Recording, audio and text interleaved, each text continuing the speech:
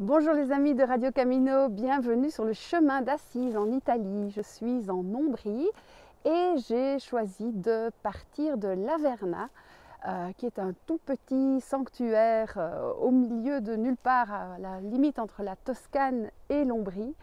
Et c'est de là que je vais suivre les traces de Saint-François jusqu'à Assise et peut-être même au-delà, d'ermitage en ermitage, d'église Saint-François en lieu symbolique où il a passé du temps, où il a prié, où il a fondé des communautés.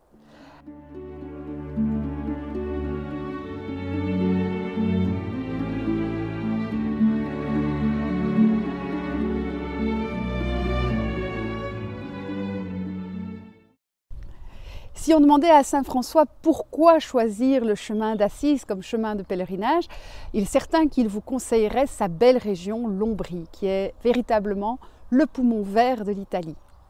L'avantage aussi, c'est que le chemin qui a été tracé par les différentes associations est un chemin très sauvage qui emprunte assez peu de route et qui surtout va vous plonger dans la nature du matin au soir, parfois sans même croiser un seul village. Et là, vous êtes pleinement dans la spiritualité de Saint François puisque vous avez vraiment le cantique des créatures autour de vous, les oiseaux, la beauté des pierres, la beauté des montagnes, des arbres. Vous êtes véritablement plongé dans cet univers où François aimait se retirer et prier. Ce qui est extraordinaire avec le chemin qu'Angela a tracé sur les pas de Saint François, c'est qu'on est dans des lieux véritablement imprégnés de sa présence. Ici, c'est l'église Saint-Sabin, au pied de la ville de Spoleto, où François a fait le rêve qui l'a conduit à sa conversion. Au lieu de devenir guerrier, il a eu ce rêve qui lui disait « Ben non, suis plutôt la voie du Christ ». Quelle serait la bonne saison pour parcourir le chemin d'Assise? Bon, certainement le printemps et l'automne. Alors le printemps, il faut savoir que pour les gens d'ici, la saison de pèlerinage commence surtout le 1er mai. C'est à ce moment-là qu'ouvrent certains gîtes associatifs. Moi je suis au mois d'avril, c'est vrai qu'il y a eu un peu de pluie.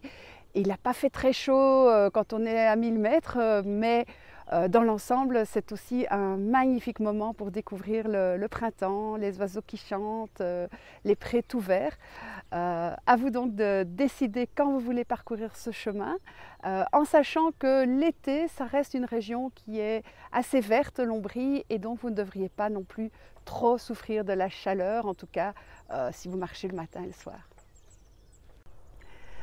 Les hébergements sur le chemin d'Assise sont assez nombreux. Vous pouvez demander l'hospitalité dans les paroisses. Vous pouvez également demander aux prêtres qui sont souvent accueillants.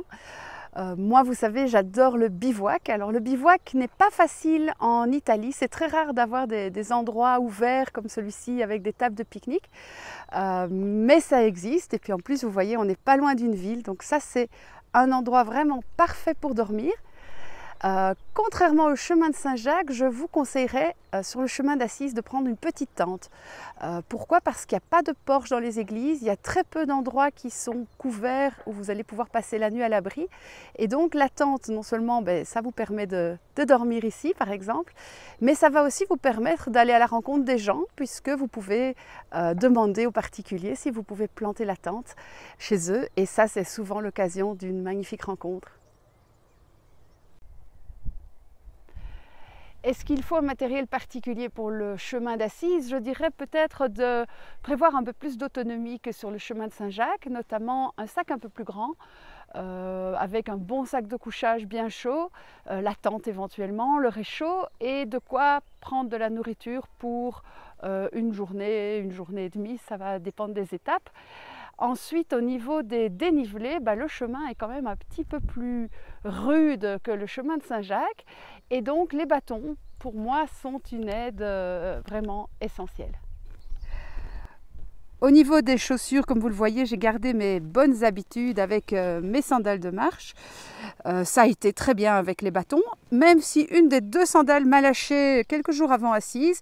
Et comme vous voyez, j'ai continué le chemin en sandales de piscine. Et ça n'a pas posé de problème.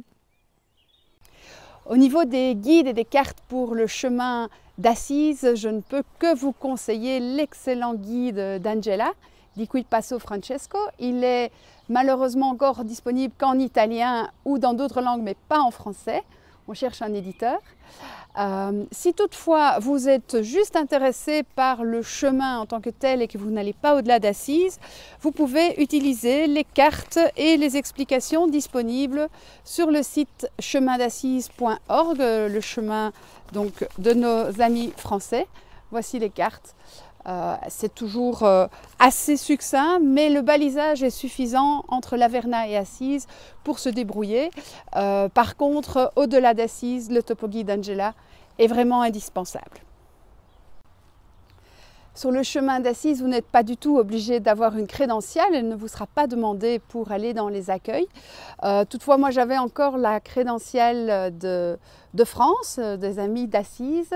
Et puis j'ai reçu à Laverna une magnifique crédentiale, toute décorée sur le thème de Saint-François, que je vous conseille de demander. En plus, elle est gratuite et vous pourrez avoir en même temps un beau souvenir du chemin.